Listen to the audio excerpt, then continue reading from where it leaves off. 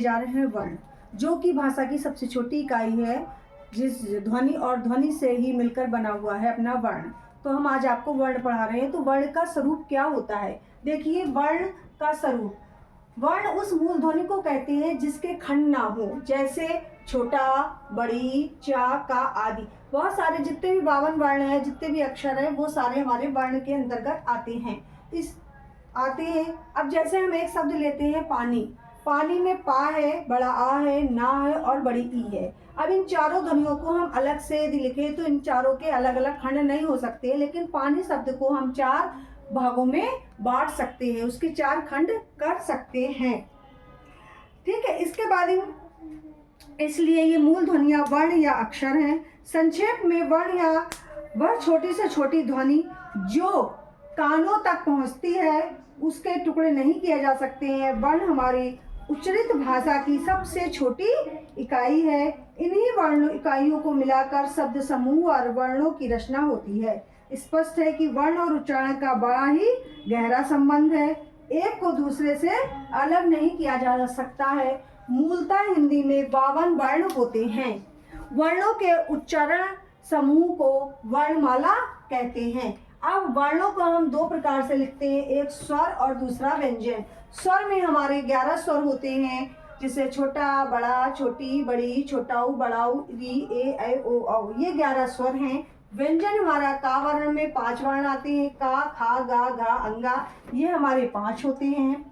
इसके बाद आता है चा वर्ण। चा वर्ण में चा, छा, जा, झा, या, ये भी हमारे 5 होते हैं। इसके बाद टा वर्ग है। टा वर्ग में आता है टा, ठा, ढा, ढा, अणा, और ये भी हमारे 5 वर्ण हैं। इसके बाद आता है ता वर्ग। ता वर्ग में आता है ता, था, दा, धा, ना, और ये भी हमारे 5 हैं। इसके बाद हमारा आता है पा वर्ग। पा वर्ग में हमारे पा, फा, बा, भा, मा आते हैं, और ये भी हमारे कितने होते हैं? 5 होते हैं। अब आता है हमारा अंतस्थ व्यंजन। ये या, रा, ला, वा, इसको अंतस्थ इसलिए कहते हैं क्योंकि ना स्वर होता है और ना व्यंजन होता है, इसलिए इसे अर्ध स्वर भी कहा जाता है। इसमें हमारे 4 आते हैं, या, रा, ला और वा।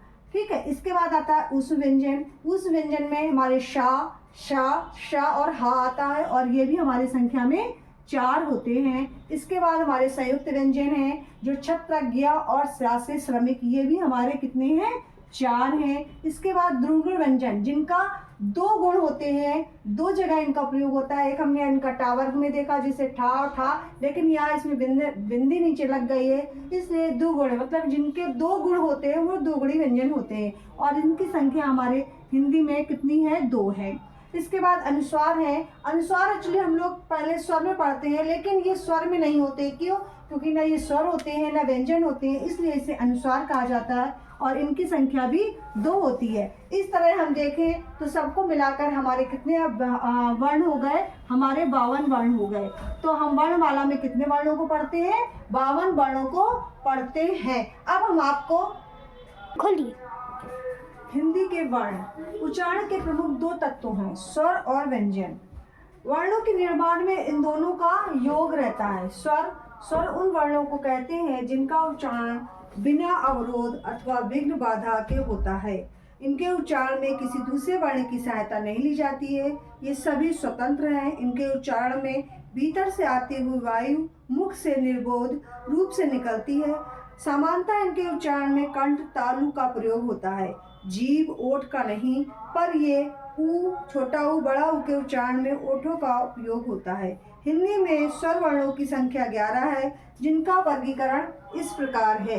जैसे हास्य स्वर छोटा, छोटी और छोटा ऊ और री आते हैं। दीर्घ स्वर में बड़ा आ, बड़ी ई और ऊ आते हैं। संयुक्त स्वर में ए, ऐ, ओ, औ आते हैं। अब इसके बाद हम कुछ लोग री को भी हिंदी में मानते हैं, लेकिन उसका प्रयोग नहीं होता है। अब तो री का भी प्रयोग इसमें क्या हो गया है? हिंदी में कम से कम हो गया है।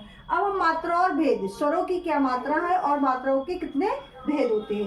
तो मात्राओं के लिए हम बताते हैं कि व्यंजनों के अनेक प्रकार के उच्चारण को स्पष्ट करने के लिए जब उसके साथ स्वर का प्रयोग होता है, तब स्वर का वास्तविक रूप जिस रूप में बदलता है उसे मात्रा कहते हैं। ये मात्राएं कितने प्रकार की होती हैं? ये 3 प्रकार की होती हैं, हास्य, दीर्घ और प्लुप्त।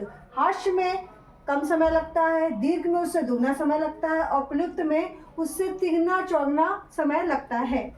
जब मात्राएं स्वर व्यंजन में लगते हैं तब उनके 10 रूप में परिवर्तित हो जाते हैं। जब हम स्वरों को व्यंजन में प्रयोग करते हैं तो उनके प्रयोग बदल जाते हैं, उनका जो आकार है वो भी प्रकट जाता है। वो जैसे होता है जब स्वर व्यंजन में लगते हैं तब उनके 10 प्रकार के रूप होते हैं। उनका क्या होता है, रूप बदल जाता है। वो इस रूप में प्रयोग नहीं होते हैं। उनके रूप कैसे हो जाते हैं, वो ऐसे हो जाते हैं कि जैसे बड़े आ के लिए छोटा आ का कोई प्ररूप नहीं होता है, बिना छोटे आ की कोई मात्रा होती है। बड़े आ के लिए हम इस डंडे का प्रयोग करते हैं, छोटे ई के लिए ये मात्रा लगती है, बड़ी ई के लिए इस तरह की लगती है, छोटे ऊ के लिए, बड़े ऊ के लिए री की मात्रा होती है, ए आई ओ औ की मात्रा होती है। स्वरों के व्यंजन में मिलने के इन्हीं रूपों को भी हम क्या कहते हैं, मात्रा कहते हैं।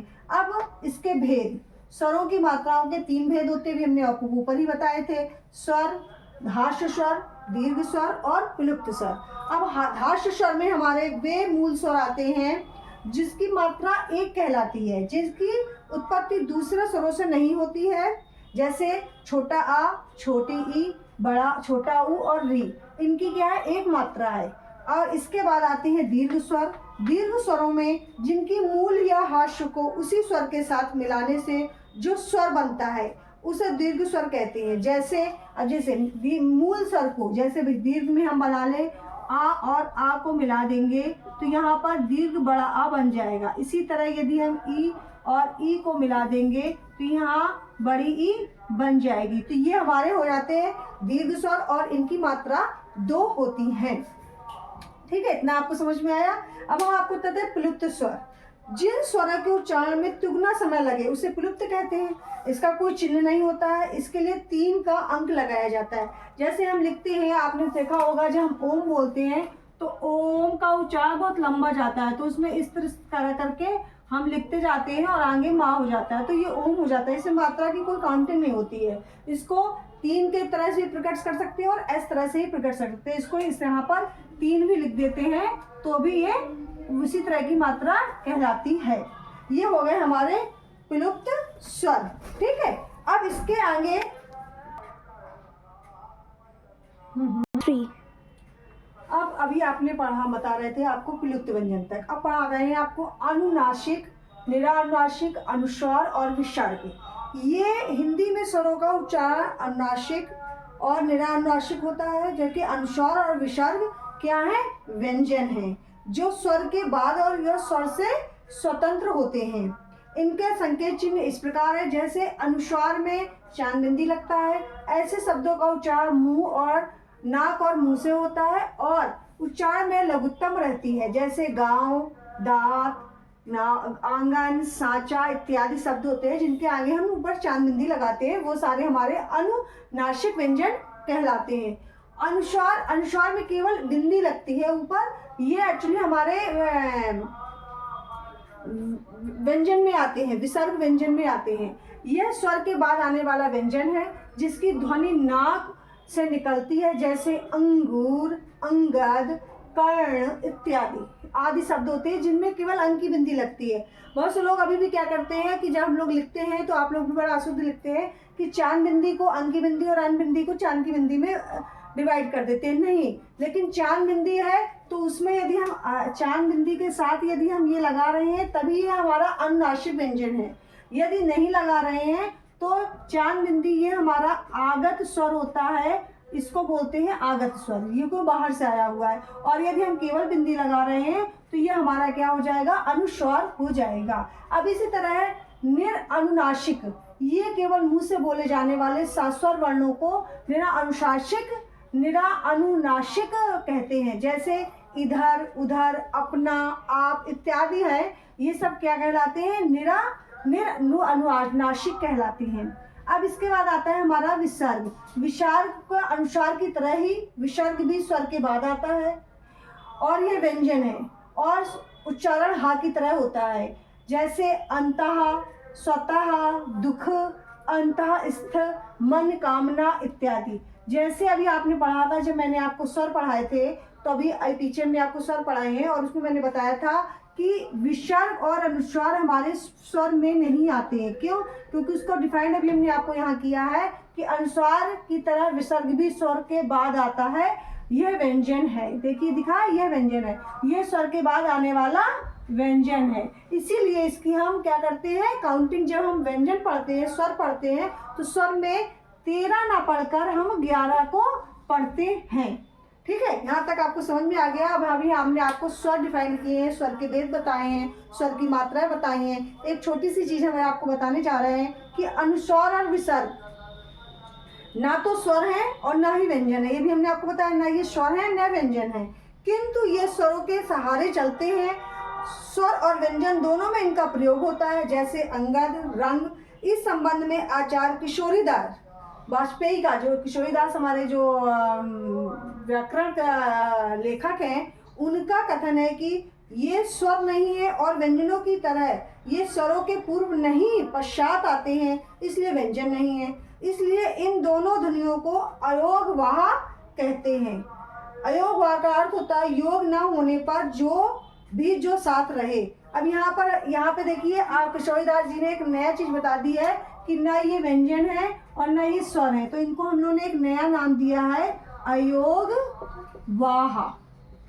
क्यों? क्योंकि ना ये व्यंजन की तरीके से इस्तेमाल होते हैं ना स्वर की तरह होते हैं। क्यों? क्योंकि ये स्वर होते हैं तो व्यंजन से पहले आते हैं, और यदि ये व्यंजन होते हैं तो स्वरों को इसमें इस्तेमाल किया जाता है। तो ना ये स्वर होते हैं ना व्यंजन होते हैं, इसलिए इनका एक इन्होंने अलग ही कैटेगरी बना दिया है और उसे हम कहते हैं अरोवाग। तो इसमें अरोवाग में दो चीजें आ जाती हैं आपके, अनुस्वार और व्यंजन, अनुस्वार और विसर्ग। इस तरह भी हमने आपको वर्णमाला में स्वर को